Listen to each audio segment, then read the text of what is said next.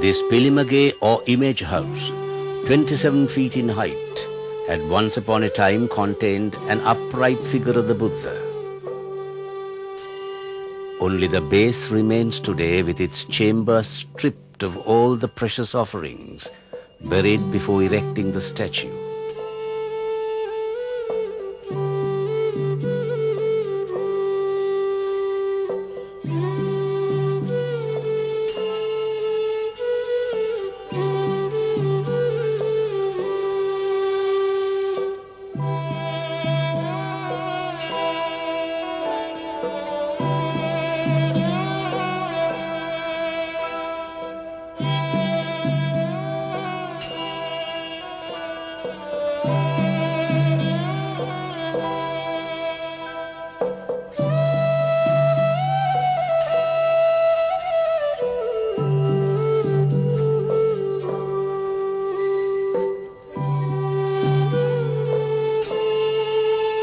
This is the Uposatagara or chapter house of the Jetavana complex, residential quarters for monks known as Panchavasa. An inscription of King Mahinda IV, dated somewhere towards the end of the 10th century, speaks thus: "Whatever remains after repairs have been effected at the site of the great stone statue, Ruanpaha, the chapter house at the Abhayatura Mahasaya, at the shrine of the sacred Bo tree, shall be kept as communal property." Recent archaeological excavations at the site have also revealed other features such as assembly halls and temple buildings.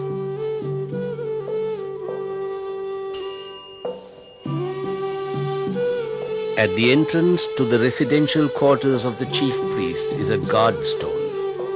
S.M. Burroughs, in his archaeological report in the late 19th century, states, "The door guardian stones, standing over 5 feet high, is unrivaled in excellence of preservation and delicacy of finish."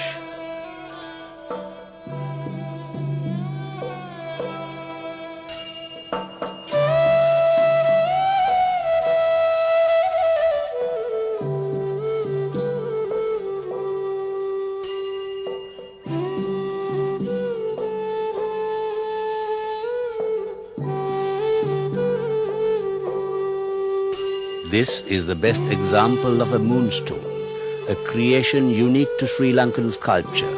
It can be seen at the foot of the steps leading to the Panchavasa or the monks' quarters.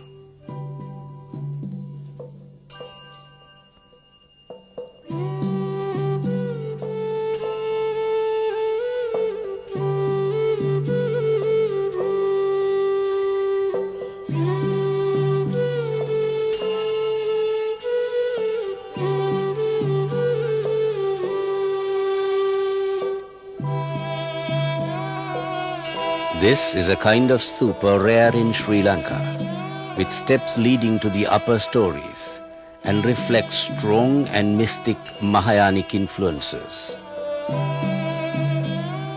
There is evidence supported by finds that the entire stupa, stone slabs and statues have all been painted with locally produced lime-based paint.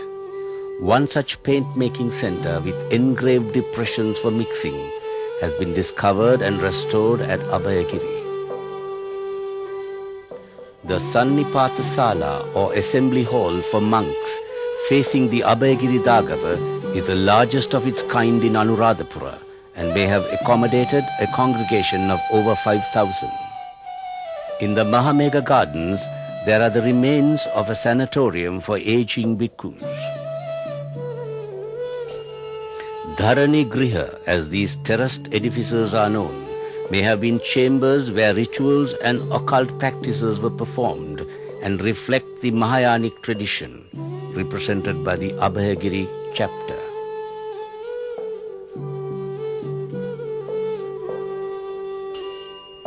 Abhisheka Mandapa, the ceremonial anointing hall.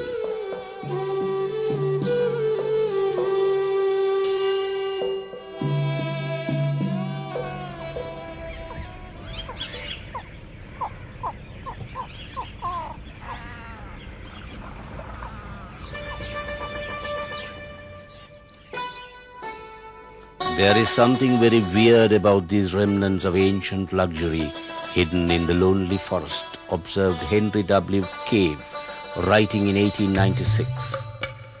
There are so many, he continued, and they vary so much in architectural treatment that they must have added greatly to the aspect of the city.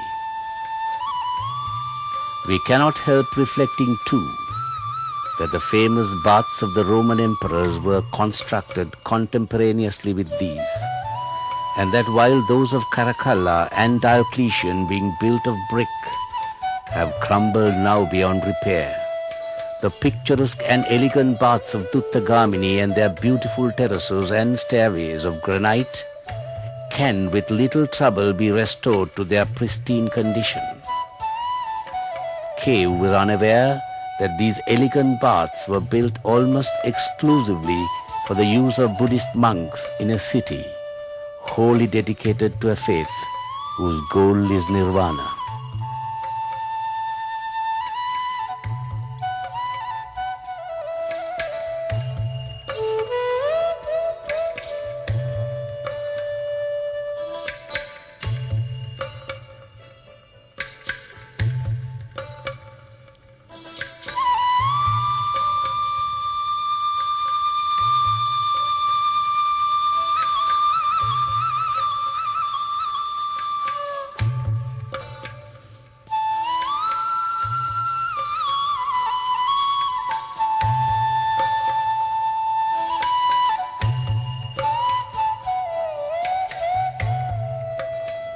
There are other stupas in the Abhayagiri Vihara complex. One such is the Lanka Rama stupa, which originally had a conical roof covering.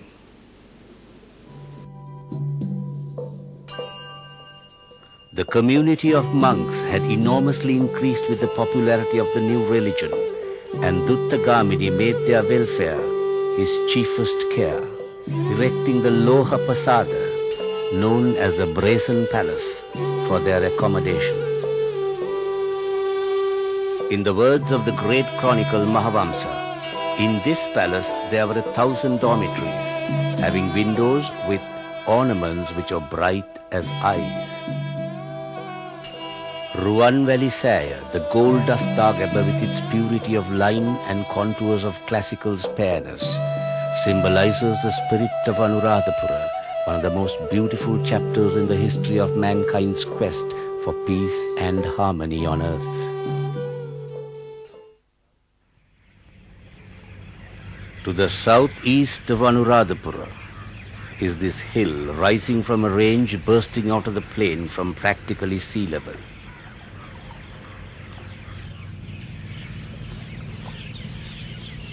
Ritigarakanda, the rock like a long pole, is steeped in history and legend.